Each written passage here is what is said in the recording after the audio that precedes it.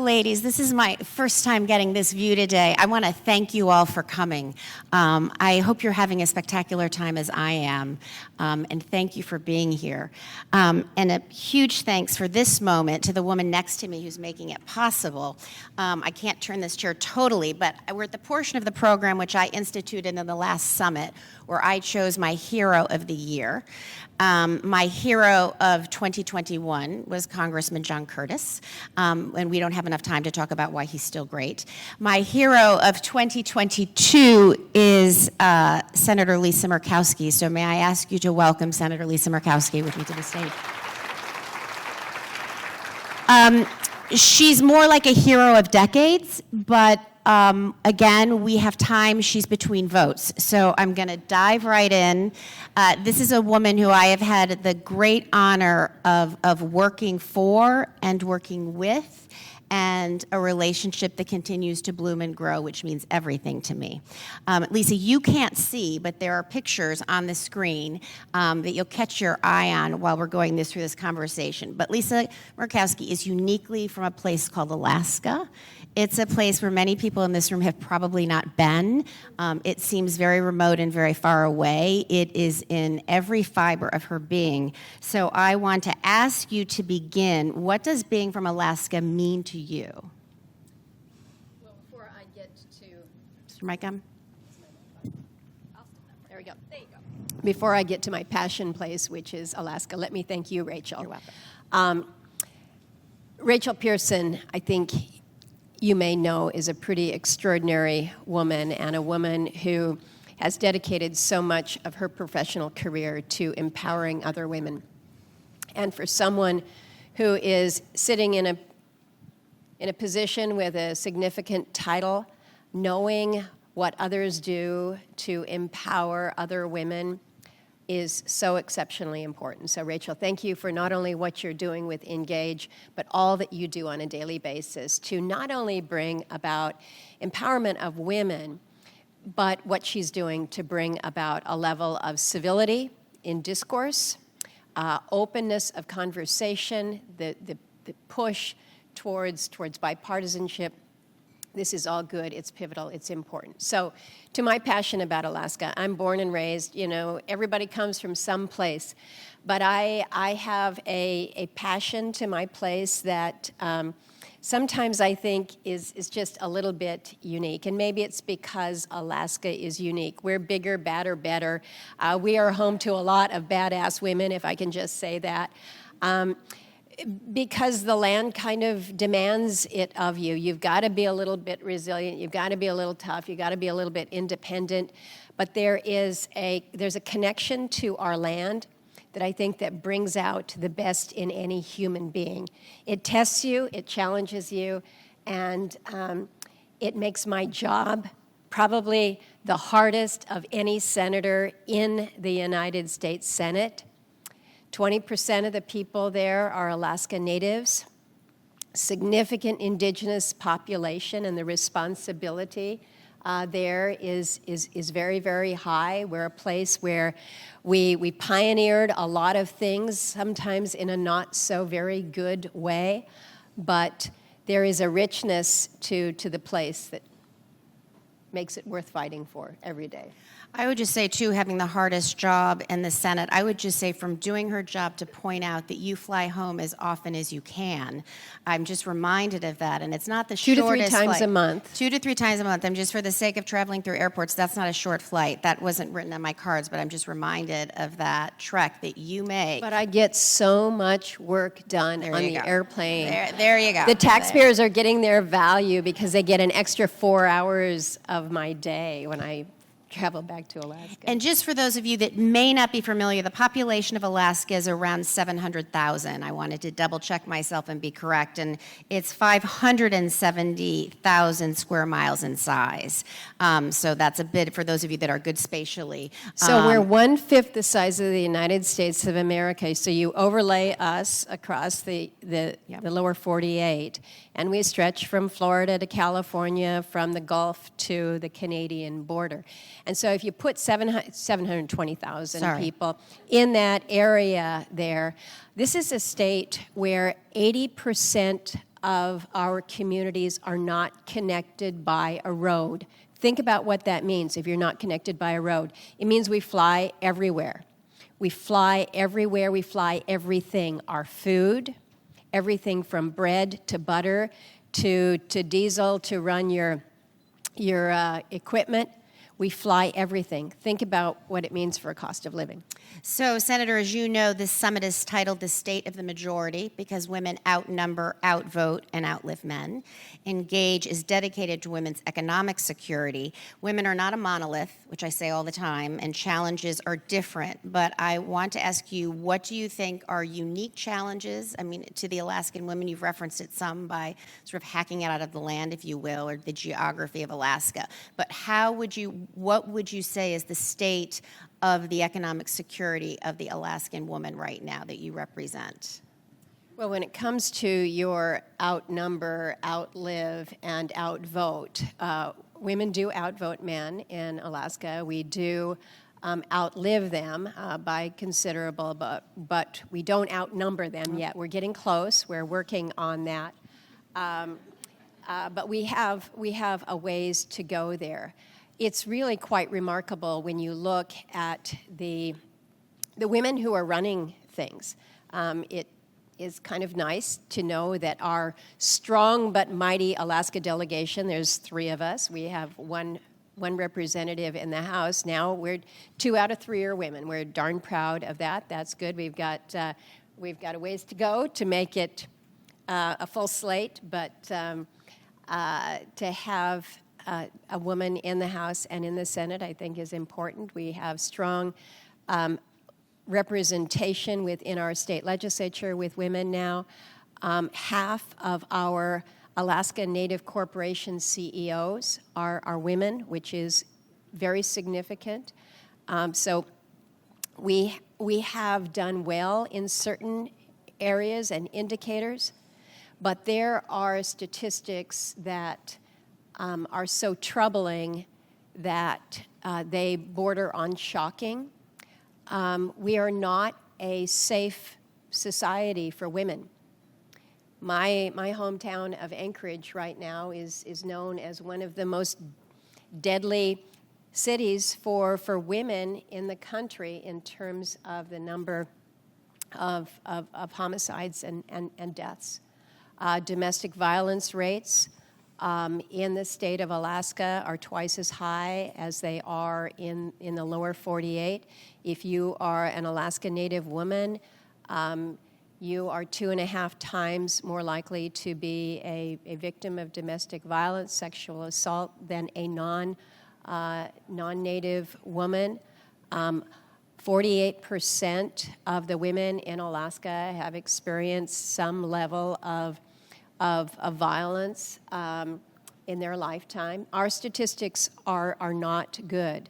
Maternal mortality, not good. We have a long way to go when it comes to these elements of security and safety. Thank you.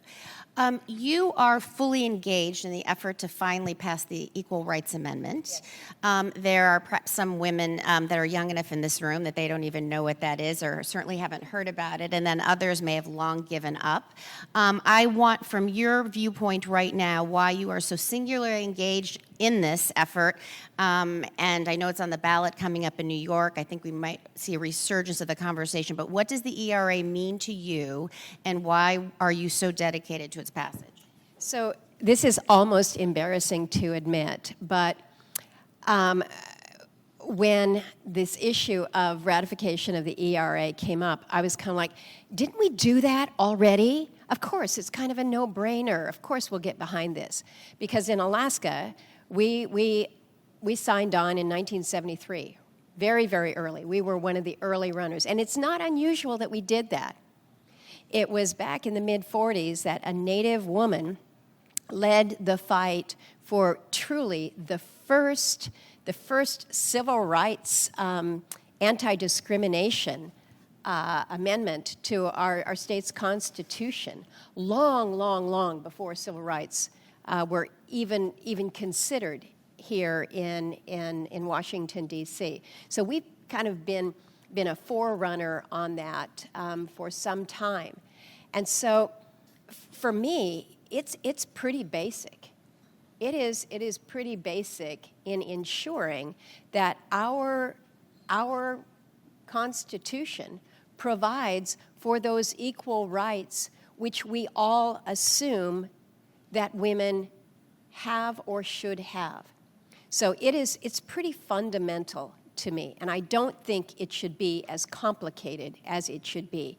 And it is so unfortunate, in my view, that it has become the partisan initiative that it has become. It is wrong, absolutely, that this has now become an R versus D initiative. This is about equality for women wherever you are. Period, plain and simple. Thank you. Lisa is unique in her path to the Senate to 2 re-elections. I think probably most of you are aware, since this is a fairly politically savvy audience, but she historically did something unprecedented, which got 100,000 people to write her name on a ballot and fill in an oval, which some people would say is a modern political feat that should be remembered. So she had that re-election, which she did when she lost in a primary and didn't bow out thankfully to a much lesser man. So she won that. But I want to focus for a second on the last re-election, which happened last November, and that is that Alaska instituted a ranked choice voting system. So she's probably singularly unique in having to run for re-election and be victorious in 2 different, unusual ways. But my question, sort of with some time to reflect on the ranked choice voting system as Alaska decided upon, how did it change your campaign? How did it change you as a candidate? Personally, did you enjoy it? And looking back, and then obviously I'm going to let her sort of go with this where she wants. I think there are a number of us in this room that may, consider some form of ranked choice voting as being a path forward through hyperpartisan primaries and a system that may not serve us all very well in terms of what we get in our general election candidates. So you've had some time to breathe.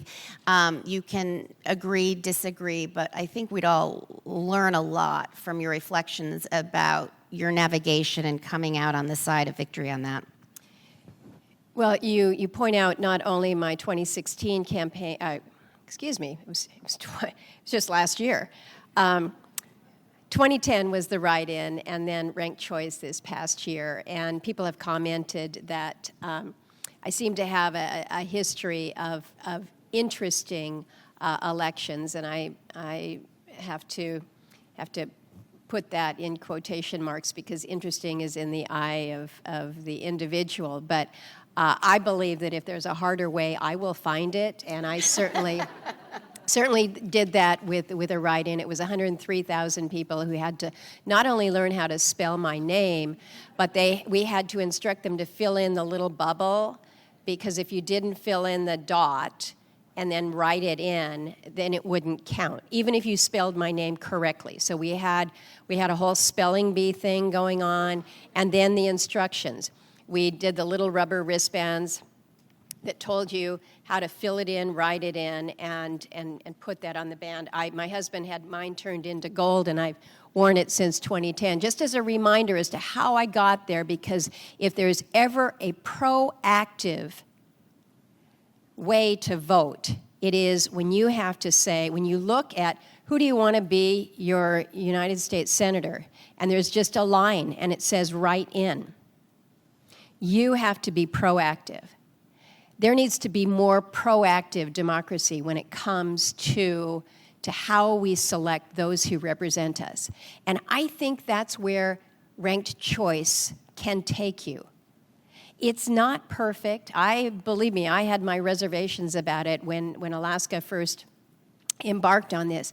But what it did to me as a candidate, what it required me to do, is to approach a campaign through the lens of, I have to build coalitions, because I cannot win a plurality without coalitions. I come from a state where there's about 27% of the voting electorate that identifies as a Republican, about 17, 18% that are aligned as Democrats. Everybody else is something in the middle. You're green, you're independent, you're AIP, you're kind of the unwashed middle. What is that mix?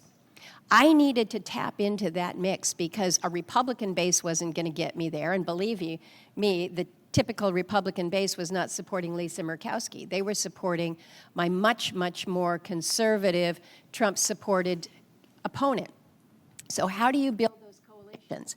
That, again, is something that every elected member should try to do. Get outside your base. Reach out to those who may have a different view and perspective and build those coalitions. So it forced me to do that from the get-go. Although in fairness, that's what my 2010 campaign did. Because you cannot build a write-in campaign based on what your base is.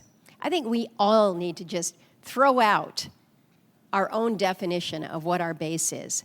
Why wouldn't we want to talk to people and to gain their views and opinions on different approaches? Isn't that what representative democracy is all about? Not just those who align themselves with a party label. So as a candidate, I think it made me better. As somebody who was voting, I think the Alaskans, for the most part, looked at this and said, that was kind of okay, because I might have wanted my far further to the left or further to the right, but I knew that individual probably wasn't going to perform as well. But number two is okay, and I left the ballot box feeling a little bit better about my choices, because I had more than one choice. I could tell you where my preferences were, and I think that was better. Think about the outcome in Alaska. We elected a conservative Republican as our governor. We elected a Democrat woman to the House of Representatives. And we elected a radical moderate like Lisa Murkowski to come back to the Senate.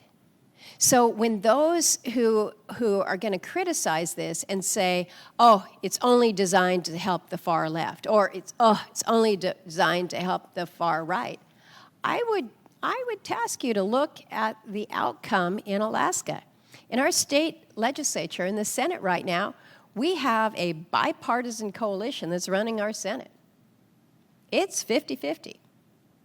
So it's yielded some interesting results. So do not automatically discount how ranked choice may actually be one of these election reforms that could make a difference in making our elections more civil, in allowing outcomes that are more broad-based, and that make people feel a little bit better at the end of the day.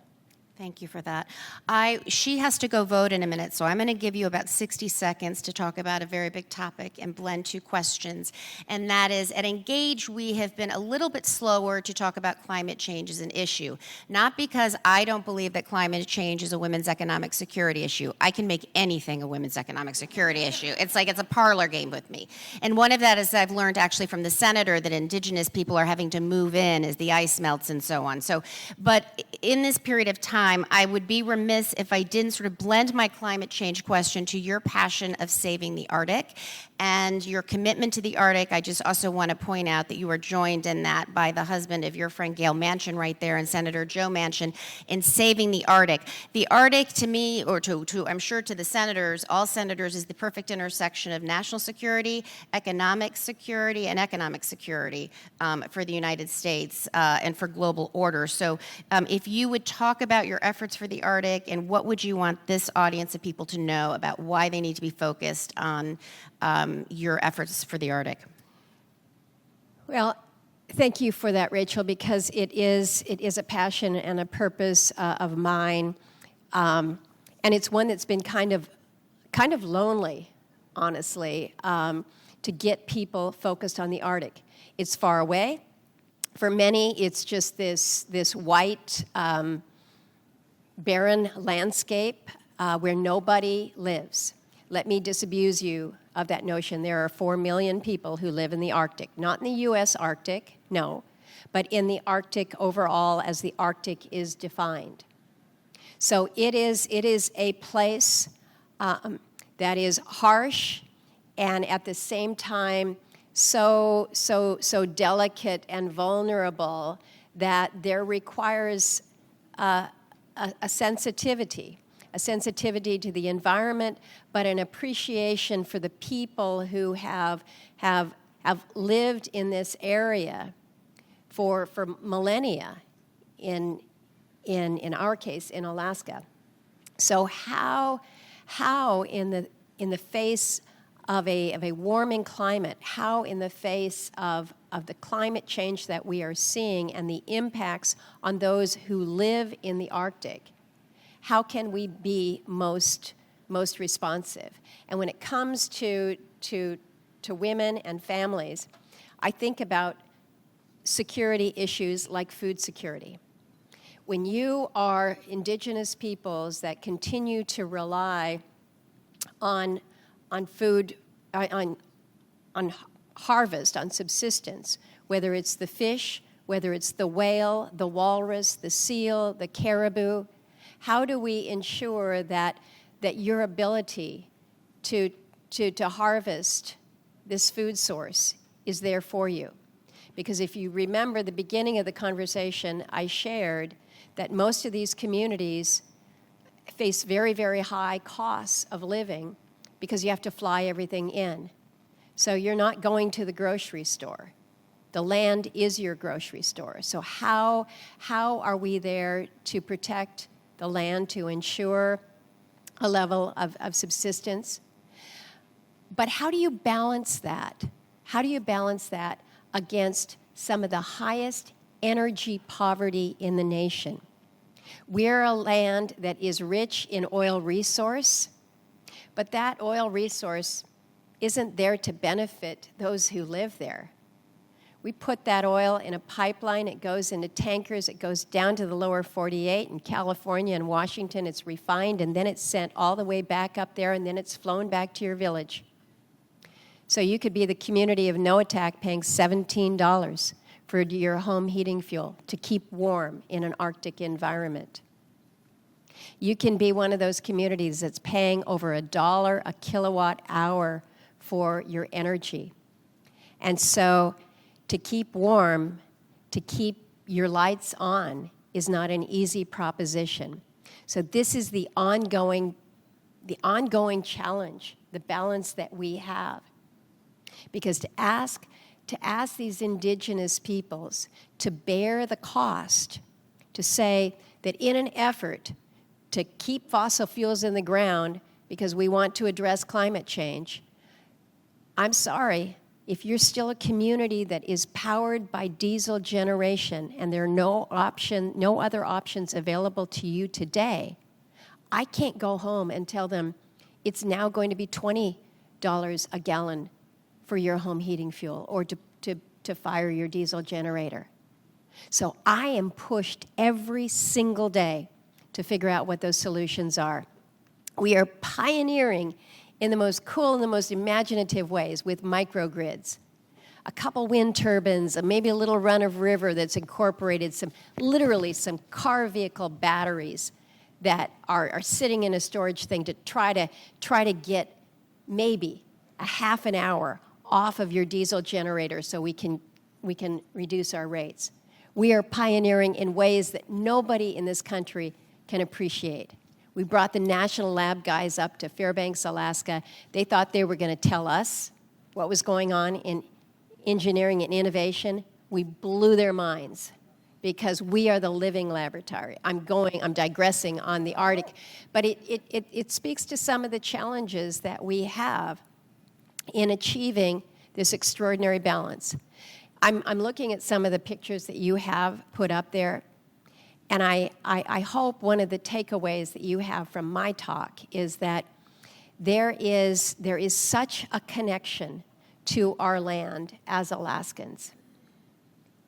We care about it. We want to protect it. I'm a serious skier and hiker and biker and everything outdoors, fishing, hunting, you name it. But I, along with most Alaskans, want to make sure that the land that we have, that we're able to treasure, is there for our kids and our grandkids, et cetera. And so give us credit for holding operators to the highest possible environmental standards so we don't screw this up. We love it too much. So it's an extraordinary place. You got to come up and visit, if I can just make the shameless Chamber of Commerce pitch.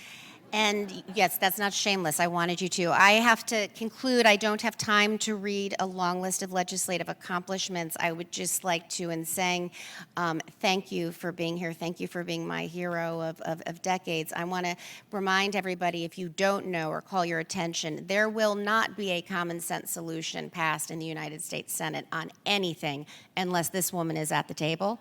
It just doesn't happen. So know that she is singularly important to progress, both in small amounts and both in large amounts. And I'll just share on a personal note, a couple of women have referenced earlier today sort of beating up on themselves and imposter syndrome. And I remember this so clearly.